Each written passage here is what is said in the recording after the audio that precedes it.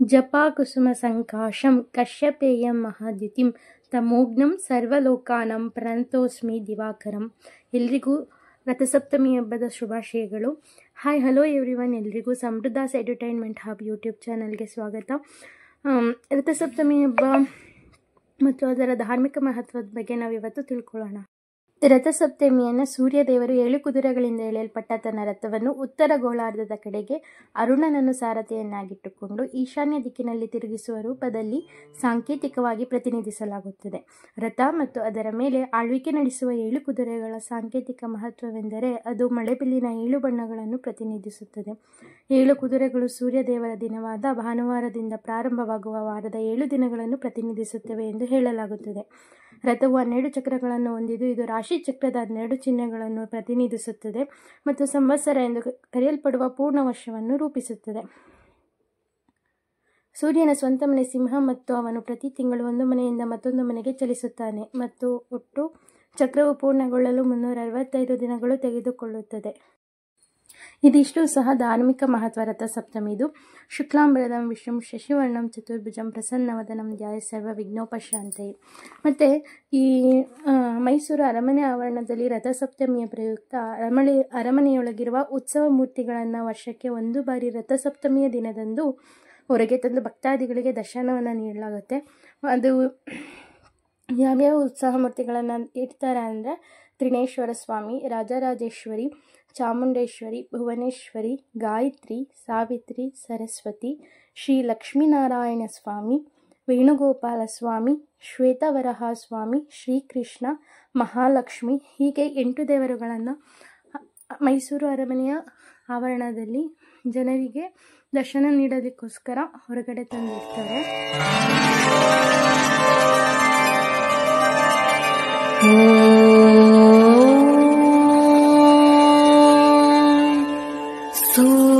ಸೂರ್ಯದೇವಾಯ ನಮಃ.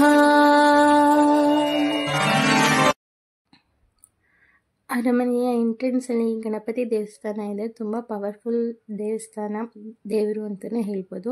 ಮತ್ತು ಇನ್ನಷ್ಟು ನಾವು ಧಾರ್ಮಿಕ ಮಹತ್ವವನ್ನು ತಿಳ್ಕೊಳ್ಳೋದ ಹೋದರೆ ರಥಸಪ್ತಮಿ ಹಬ್ಬವು ಸೂರ್ಯದೇವರಿಂದ ಶಕ್ತಿ ಮತ್ತು ಬೆಳಕಿನ ಪರೋಪಕಾರಿ ವಿಶ್ವ ಹರಡಿಕೆಯನ್ನು ಬಯಸುತ್ತದೆ. ರಥಸಪ್ತಮಿಯು ದಕ್ಷಿಣ ಭಾರತಾದ್ಯಂತ ತಾಪಮಾನದಲ್ಲಿ ಕ್ರಮೇಣ ಹೆಚ್ಚಳವನ್ನು ಸೂಚಿಸುತ್ತದೆ ಮತ್ತು ವಸಂತ ಕಾಲದ ಆಗಮನಕ್ಕಾಗಿ ಕಾಯುತ್ತಿದೆ. ಇದು ನಂತರ ಗುಡಿ ಪಾಡ್ವಾ ಹಬ್ಬ, ಯುಗಾದಿ ಅಥವಾ ಚೈತ್ರ ಮಾಸದ ಹಿಂದೂ ಹೊಸ ವರ್ಷದ ದಿನದಿಂದ ಘೋಷಿಸಲ್ಪಡುತ್ತದೆ. ಹಾಗಿದ್ರೆ ದಂತಕಥೆಗಳೇನಿದೆ ರಥಸಪ್ತಮಿ ಬಗ್ಗೆ ಅಂತ ತಿಳ್ಕೊಳ್ಳೋದಾದ್ರೆ, ರಥಸಪ್ತಮಿಯು ಕಶ್ಯಪ ಋಷಿ ಮತ್ತು ಅವರ ಪತ್ನಿ ಅದಿತಿ ದಂಪತಿಗಳಿಗೆ ಸೂರ್ಯನ ಜನನವನ್ನು ಸೂಚಿಸುತ್ತದೆ ಮತ್ತು ಆದ್ದರಿಂದ ಇದನ್ನು ಸೂರ್ಯ ಜಯಂತಿ, ಸೂರ್ಯದೇವನ ಜನ್ಮದಿನ ಎಂದು ಆಚರಿಸಲಾಗುತ್ತದೆ.